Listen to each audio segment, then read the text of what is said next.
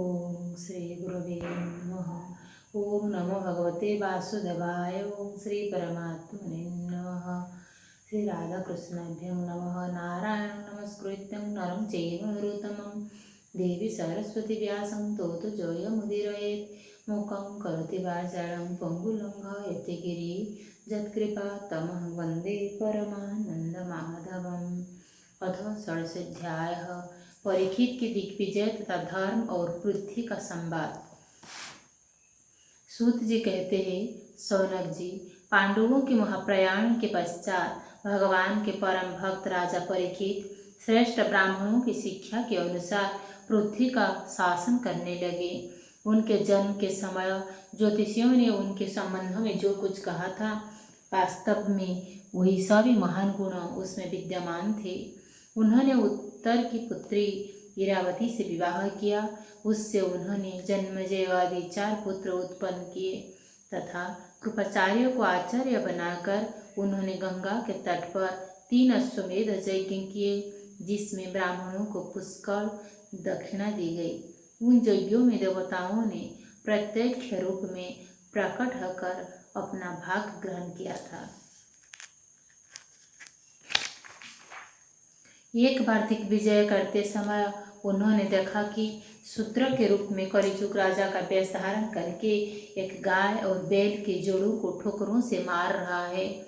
तब उन्होंने उसे बलपूर्वक पकड़कर दंड दिया। शौनक जी ने पूछा, महाभाग्यवान सूत जी, दिग्विजय के समय महाराज परीक्षित ने कलिजुग को दंड देकर ही क्यों छोड़ दिया, मार क्यों नहीं डाला? क्योंकि राजा का वेश धारण करने पर भी था तो वह अधम शूद्र ही, जिसने गाय को लात से मारा था। यदि यह प्रसंग भगवान श्री कृष्ण की लीला से अथवा उनके चरण कमलों के मकरंद रस का पान करने वाले रसिक महानुभवों से संबंध रखता है तो अवश्य कहिए। दूसरी व्यर्थ की बातों से क्या लाभ, उनमें तो आयु व्यर्थ नष्ट होती है। प्यारे सुत जी, जो लोग चाहते हैं मोक्ष परंतु अल्पायु होने के कारण मृत्यु से ग्रस्त हो रहे हैं, उनके कल्याण के लिए भगवान जम का आवाहन करके उन्हें यहाँ शांति कर्म से नियुक्त कर दिया गया है। जब तक जमराज यहाँ इस कर्म में नियुक्त थे तब तक किसी की मृत्यु नहीं होगी। मृत्यु से ग्रस्त मनुष्य लोक के जीव भी भगवान की सुधातुल्य लीला कथा का पान कर सके। इसीलिए महर्षियों ने भगवान जम को यहाँ बुलाया। एक तो थोड़ी आयु और दूसरे कम समझ, ऐसी अवस्था में संसार के मंदभाग्य विषयी पुरुषों की आयु व्यर्थ ही बीती जा रही है। नींद में रात और व्यर्थ के कामों में दिन। सूत जी ने कहा, जिस समय राजा परीक्षित कुरुंगाजल देश में सम्राट के रूप में निवास कर रहे थे, उस समय उन्होंने सुना कि मेरी सेना द्वारा सुरक्षित साम्राज्यों में कलियुग का प्रवेश हो गया है। इस समाचार से उन्हें दुख तो अवश्य हुआ, परंतु यह सोचकर कि युद्ध करने का अवसर हाथ लगा, वे उतने दुखी नहीं हुए। इसके बाद युद्धवीर परीक्षित ने धनुष हाथ में ले लिया। श्यामवर्ण के घोड़ों से जूते हुए सिंह की ध्वजा वाले सुसज्जित रथ पर सवार होकर दिग्विजय करने के लिए नगर से बाहर निकल पड़े। उस समय रथ, हाथी, घोड़े और पैदल सेना उनके साथ साथ चल रही थी। उन्होंने भद्राश्व, केतुमाल, भारत, उत्तर कुरु और किमपुरुष आदि सभी वर्षों को जीतकर वहाँ के राजाओं से भेंट ली। उन्हें उन देशों में सर्वत्र अपने पूर्वज महात्माओं का सुजस सुनने का मिला। उस जसोगान से पद पद पर भगवान श्री कृष्ण की महिमा प्रकट होती थी। इसके साथ ही उन्हें यह भी सुनने का मिलता था कि भगवान श्री कृष्ण ने अश्वत्थामा के ब्रह्मास्त्र की ज्वाला से किस प्रकार उनकी रक्षा की थी। यदुवंशी और पांडवों में परस्पर कितना प्रेम था तथा पांडवों की भगवान श्री कृष्ण में कितनी भक्ति थी। जो लोग उन्हें यह चरित्र सुनाते उन पर महामना राजा परीक्षित बहुत प्रसन्न होते। उनके नेत्र प्रेम से खिल उठते। वे बड़ी उदारता से उन्हें बहुमूल्य वस्त्र और मणियों के हार उपहार रूप में देते। वे सुनते कि भगवान श्री कृष्ण ने प्रेम परवश होकर पांडवों के सारथी का काम किया, उनके सभासद बने, यहाँ तक कि उनके मन के अनुसार काम करके उनकी सेवा भी की। उनके सखा तो थे ही, दूत भी बने। वे रात का शस्त्र ग्रहण करके वीरासन से बैठ जाते और शिविर का पहरा देते। उनके पीछे पीछे चलते, स्तुति करते तथा प्रणाम करते। इतना ही नहीं, अपने प्रेमी पांडवों के चरणों में उन्होंने सारे जगत का झुका दिया। तब परीक्षित की भक्ति भगवान श्री कृष्ण के चरण कमलों में और भी बढ़ जाती। इस प्रकार वे दिन दिन पांडवों के आचरण का अनुसरण करते हुए दिग्विजय कर रहे थे। उन्हीं दिनों उनके शिविर से थोड़ी ही दूर पर एक आश्चर्यजनक घटना घटी, वो मैं आपको सुनाता हूँ। धर्म बैल का रूप धारण करके एक पेड़ से घूम रहा था। एक स्थान पर उसे गाय के रूप में पृथ्वी मिली। पुत्र की मृत्यु से दुखिनी माता के समान उसके नेत्रों से आंसुओं के झरने झर रहे थे।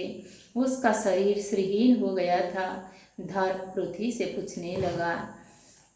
धर्म ने कहा, कल्याणी, कुशल से तो है न? तुम्हारा मुख कुछ कुछ मलिन हो रहा है, तुम श्रीहीन हो रही हो। मालूम होता है तुम्हारे हृदय में कुछ न कुछ दुख अवश्य है। क्या तुम्हारा कोई संबंधी दूर देश में चला गया है, जिसके लिए तुम इतनी चिंता कर रही हो? कहीं तुम मेरी तो चिंता नहीं कर रही हो कि अब इसके 3 पैर टूट गए, एक ही पैर रह गया है? संभव है तुम अपने लिए शोक कर रही हो कि अब शूद्र तुम्हारे ऊपर शासन करेंगे। तुम्हें इन देवताओं के लिए भी खेद हो सकता है जिन्हें अब यज्ञों में आहुति नहीं दी जाती, अथवा उस प्रजा के लिए भी जो वर्षा न होने के कारण अकाल एवं दुर्भिक्ष से पीड़ित हो रही है। देवी, क्या तुम राक्षस सरीखे मनुष्यों के द्वारा सताई हुई अरेखित स्त्रियां एवं आर्तबालकों के लिए शोक कर रहे हो? संभव है विद्या एवं कुकर्मी ब्राह्मणों के चंगुल में पड़ गई है और ब्राह्मण विप्रद्रोही राजाओं की सेवा करने लगे हैं और इसकी तुम्हें दुख हो। आज के नाममात्र के राजा तो 16 आने कलिजुगी हो गए हैं। उन्होंने बड़े बड़े देशों के भी उजाड़ डाला है। क्या तुम उन राजाओं या देशों के लिए शोक कर रहे हो? आज की जनता खान पान, वस्त्र, स्नान और स्त्री सहवास आदि में शास्त्रीय नियमों का पालन न करके स्वेच्छाचार कर रही है। क्या इसके लिए तुम दुखी हो?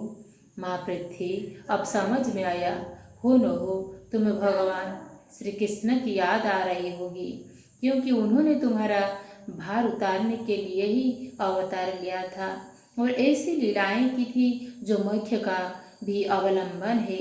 अब उनके लीला संवरण कर लेने पर उनके परित्याग से तुम दुखी हो रही हो। देवी, तुम तो धन रत्नों के खान हो। तुम अपने क्लेशों का कारण, जिसमें तुम इतनी दुर्बल हो गई हो कि मुझे बतलाओ क्या हुआ। मालूम होता है बड़े बड़े बलवानों को भी हरा देने वाले काल ने देवताओं के द्वारा बंधनीय तुम्हारे सौभाग्यों को छीन लिया है।